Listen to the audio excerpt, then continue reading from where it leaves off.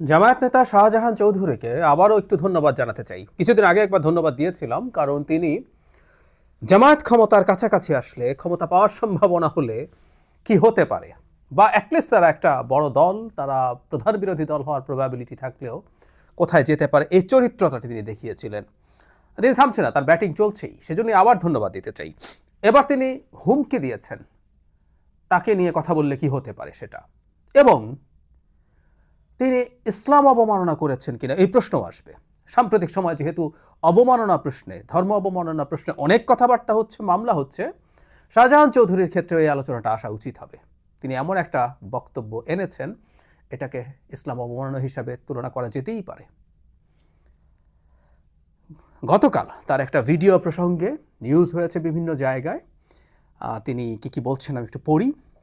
তিনি বলছেন, খবরদার খবরদার, আমি শাহজাহান চৌধুরী, আমাকে যারা চিনে না তারা এখনো মাটির নিচে বসবাস করে। আমার জন্য আল্লাহ আছে, আল্লাহর মেহেরবানি, সূর্য আমার জন্য দাঁড়িয়ে থাকবে। এই বাক্যটা খেয়াল করি, এটা নিয়ে প্রচুর কথাবার্তা হয়েছে। আমি আশা করি যারা ধর্ম বোঝেন, ধর্ম জানেন, ধর্ম সম্পর্কে গভীর জ্ঞান রাখেন, তারা বিবেচনা করবেন। আমি আবারও বাক্যটা পড়ি, আল্লাহর মেহেরবানি, সূর্য আমার জন্য দাঁড়িয়ে থাকবে। আল্লাহ তাআলা আমাকে এরকম মর্যাদা দিয়েছেন, আপনারা দোয়া করবেন। মানে খুব বেশি নবী রাসূলও সম্ভবত এরকম দাবি করেননি, আমরা যতটুকু ধর্মের পড়াশোনা করেছি। কারো যদি জামাতিরা যারা আছেন, তাদের এখানে তো আসবেন একটু পরেই গালিগালাজ করতে, তো তারা একটু জানাবেন তারা কিভাবে জানেন, কিভাবে দেখেন। আল্লাহর তাকে এমন মর্যাদা দিয়েছে, তার জন্য সূর্য দাঁড়িয়ে থাকবে। এর আগে ইনফ্যাক্ট তিনি আল্লাহর সিদ্ধান্ত নিয়েছেন জামাত ক্ষমতায় আসবে, এই ধরনের কথাবার্তা তিনি বলেছেন গত যে ভিডিওটা ছিল সেই ভিডিওটাতে। এরপর যেটা সবচেয়ে ভয়ঙ্কর ব্যাপার, তিনি বলছেন, এরপর যে বক্তব্য ছড়িয়ে পড়েছে সেটা প্রসঙ্গে তিনি হুমকির সুরেও কথা বলেন। তিনি বলেন, চুদুর বুদুর করিও না, লুলা হয়ে যাবে। ইয়াস, ঠ্যাং ভেঙে দেবেন। চুদুর বুদুর করিও না। আমরা খানিকটা চুদুর বুদুর তো করলাম মনে হয় ওনার ভাষ্য মতে। আমি তো করেছি, চিটাগংয়ে নেই, ঢাকায় আছি, কিন্তু তারপরও তাদের তো বিরাট হাত লম্বা, লুলাটুলা হয়ে যাওয়ার সম্ভাবনা সম্ভবত আছে। অন্তত এলাকায় তিনি এই ধরনের হুমকি দিয়েছেন। আমি গতদিনে একটা কথা বলেছিলাম যে নির্বাচন কমিশনের এখনই এখতিয়ার আছে তা না, কিন্তু এই ব্যাপারে নির্বাচন কমিশনের দৃষ্টি আকর্ষণ করা দরকার, ইনফর্মালি হলেও। জামায়াতে ইসলামের জায়গা থেকে এর আগে তিনি যা বলেছেন পুলিশ বাহিনীকে নিয়ে, পুলিশ বাহিনীকে নিয়ন্ত্রণে আনা নিয়ে, ওঠা বসা করানো নিয়ে, গ্রেফতার করা নিয়ে, মামলা করা নিয়ে, প্রত্যেকটা আমাদের নির্বাচনে, সুষ্ঠু নির্বাচনের পথে একটা বড় হুমকি তৈরি করে। এখন তিনি প্রতিপক্ষকে হুমকি দিচ্ছেন, লুলা করে দেবেন, পঙ্গু করে দেবেন। এমন একজন মানুষ যিনি জামায়াত যদি আল্লাহ না করুক কখনো সরকার গঠন করে ফেলতে পারে, উনি খুব পাওয়ারফুল মন্ত্রী হবেন, এরকম একজন মানুষ হুমকি টুমকি দিচ্ছেন। ধরলাম আমরা জামায়াত ক্ষমতায় আসলে এবং উনি স্বরাষ্ট্রমন্ত্রী হলেন, আমরা সবাই ক্রসফায়ার হয়ে যাব শিওর। লুলা টুলা তো বটেই। এই ভদ্রলোক এভাবে কথা বলছেন এবং এই দলটা ওন করে যাচ্ছে, সেই দলটা যারা ইসলামের কথা বলে রাজনীতি করে এবং সৎ লোকের শাসনের কথা বলে। আমি শুরু থেকেই একটা কথা বলছি, আগেও তার ভিডিওটা যখন এসেছিল প্রাথমিকভাবে, যখন তিনি পুলিশ নিয়ে মন্তব্য করছিলেন, তখন এই কথাটা বলেছি। এই কথাটা আমরা অনেক দিন থেকে বলি, আমার কথাটা রিপিটেশন হয়, তারপরেও বলি, কারণ আমরা যারা জামাত বা শিবিরকে কাছ থেকে দেখেছি, আমি আমার কলেজে পড়ার সময় কাছ থেকে দেখেছি, সে কারণে আমি খুব ভালো মতো জানি এই তথাকথিত সৎলোকের শাসন ব্যাপারটা আসলে কি, ওরা আসলে কেমন প্রতিষ্ঠান, কেমন সংগঠন, ওরা কতটা ফ্যাসিস্ট।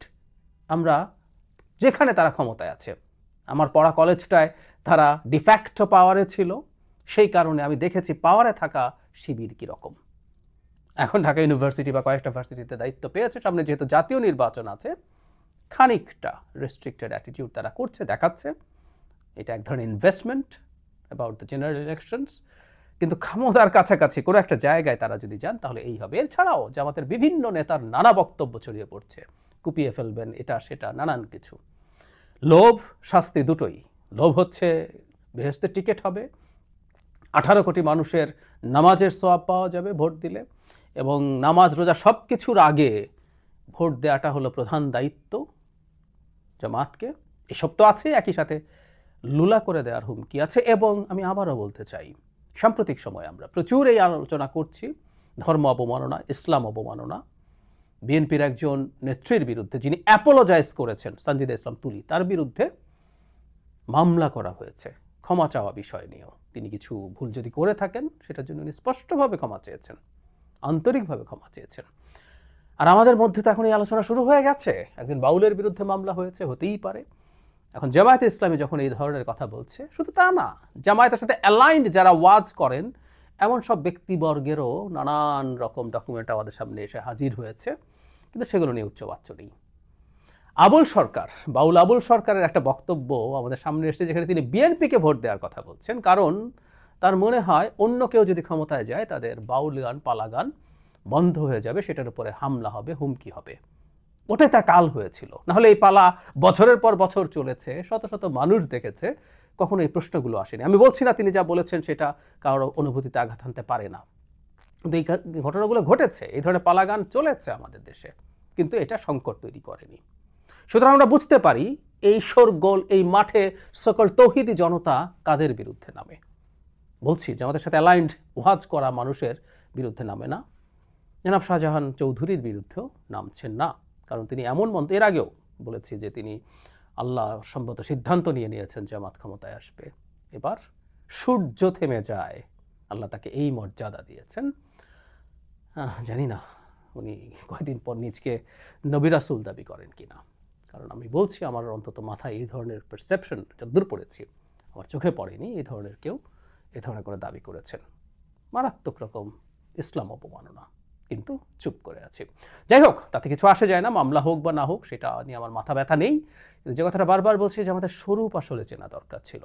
কোনো একটা জায়গায় এই ভদ্রলোক তার এলাকায় বেশ ক্ষমতাশালী দীর্ঘদিন থেকে, উনি এখানে বলেছেন পরবর্তীতে একটা জায়গায় যেখানে দাড়িপাল্লা ছাড়া আর কিছু থাকবে না, একদম সরাসরি বলেছে ক্লিয়ারলি। এই যে উনি বলছেন, আমি পড়ি, আমি এলাকাকে সম্মান করি, এলাকার মাটিকে সম্মান করি, এখানে কোনো রাজনীতি নেই, এখন আর কোনো মার্কা নেই। সাতকানিয়া লোহাগাড়ার মার্কা একটা, সেটা হলো দাঁড়িপাল্লা মার্কা। ওনার ওই জায়গায় ক্ষমতা আছে, উনি দুবার নির্বাচিত হয়েছেন, এবং 91 সালে যখন জামাত একা নির্বাচন করেছেন সেখানে তিনি নির্বাচিত হয়েছিলেন। তার খানিকটা হ্যাডাম আসলেই আছে, সেটাই তিনি দেখাচ্ছেন। এটাই বলতে চেয়েছি, জামাত যখন কোনোখানে যথেষ্ট পরিমাণ ক্ষমতা নিয়ে দাঁড়ায় তখন জামাতের চেহারাটা দেখা, এই ভদ্রলোক সেটাই দেখাচ্ছেন। গতবারও তাকে ধন্যবাদ দিয়েছিলাম, আবারও তাকে ধন্যবাদ জানাই। অনেকে তো মনে করছেন যে বলছেন যে জামাতকে একবার দেখি, এই আলাপ কেউ কেউ গায়ের জোরে ছড়িয়ে দিচ্ছেন। বিএনপি, জামাত, বিএনপি, আওয়ামী লীগ, জাতীয় পার্টি সবাইকে দেখা হয়েছে, একবার জামাতকে দেখি। জামাতকে দেখা যাচ্ছে। অবশ্য কেউ এটাও বলে, প্রফেসর আনু মোহাম্মদকে বলতে শুনেছি রাইটলি, জামাতকে আমাদের 71-এ দেখা হয়ে গেছে, খুব ভালোভাবে দেখা হয়ে গেছে, নতুন করে জামাতকে দেখার আসলে আর কিছু নেই। এটাও চমৎকার কথা, এটাও আমরা মাথায় রাখবো আগামী নির্বাচনে।